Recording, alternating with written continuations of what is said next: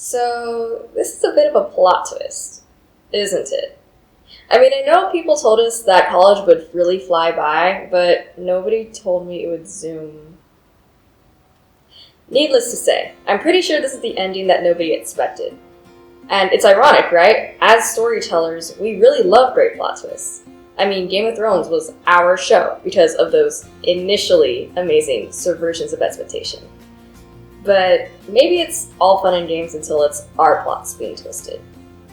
But I know for me, my amazing 4 years as a film major all began as a plot twist. Attending UC Santa Barbara to study film and media and communication as a double major is just not what you do where I'm from.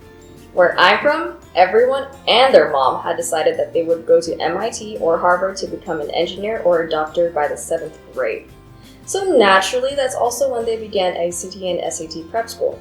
And if somehow you still got rejected by all your top choice universities, then we'll see you at high school part 2, aka UCI.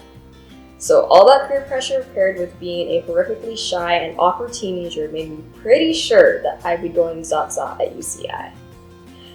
But then, on an unassuming Wednesday of April 2016, I met Joe Palladino, Chuck Wolf, and 2 Asian American Christian girls from the Real Loud Committee, right before the deadline to SAR.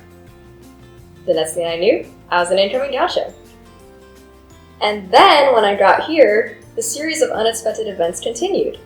I really didn't think I would make friends quickly, but still on day 5 of freshman year, I met this kid after a writer's room orientation who was asking, "What's your story?" Said kid would not only be a dear friend for years to come, but he ended up shaping the way I get to know people. And using his template, getting to know people became a lot less scary and a lot more fun. Coming to college, I really thought I would be a writer-director by the end of it. Until Professor Anna Prasudi told me, "You need to go join Real Loud." Which inevitably led down a very deep and vast rabbit hole that showed me that writing directing was in fact not what I wanted to do. I'm personally not a very passionate academic, but I've long lost the count of sleepless nights spent discussing Jenkins fan theory using anime fan titles, or explaining the Panopticon using Guardians of the Galaxy, or differentiating between structuralism and culturalism, and then tying all of that together to explain why it's all relevant to us now. So I guess you could say journeying through the film department made me feel a lot like Bilbo, a small hobbit who had no idea how vast and grand was the world she had signed up to explore. Nor would she realize how different she would be by the end of it. In my culture, it's a cardinal sin to address an elder by their first name, but I still came to know Joe as Joe instead of Mr. Palladino.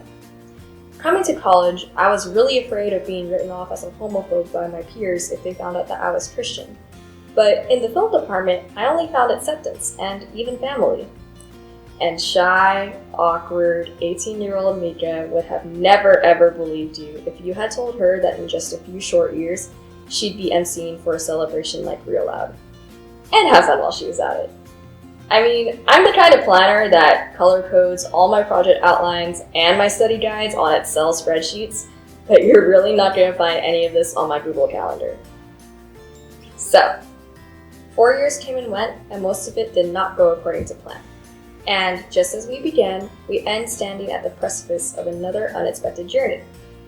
Given the amount of metaphorical and literal fire that we've had to walk through in the past 4 years, you'd think by now we'd be better equipped to handle this kind of thing. But still, with our past experiences, we still find it hard to adjust when things go awry. And that's okay.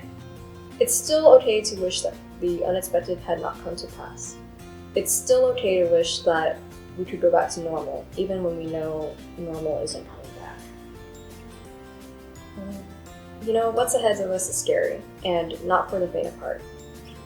But if there's anything that all of you have shown me, it's that neither are any of you. You, who would go up on the stage in Pollock Theater and pitch your creative ideas with very vulnerable sincerity. You, who had the courage to go and talk to people about the importance of net neutrality or internet search algorithm bias, and they would just respond, "Who cares?" You, who drove hours around mudslides and literally trekked through snow and ash to shoot your film and make sure your stories made it to screen, on top of all your schoolwork. And you did all of that with neither pomp nor circumstance. You did that. We did that.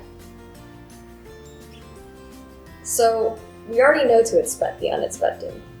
But maybe it's time we learn not just to expect it, but embrace it. Even try and plan for it. We might not know what lies ahead, but if there's anything we do know, it's that the plot twist is never the end of the story. We know this from the legends that we grew up on, all that sujet and fabula that we studied, and even from the stories that we've written ourselves. So, let the unexpected unfold. Embrace the plot twist. And hey, who knows? You might just find yourself on another grand adventure. Thank you all so much for the ride. Mom, Dad, God, friends, staff, faculty, thank you for being there for us. I pray you all have fun on your next adventure. See you later.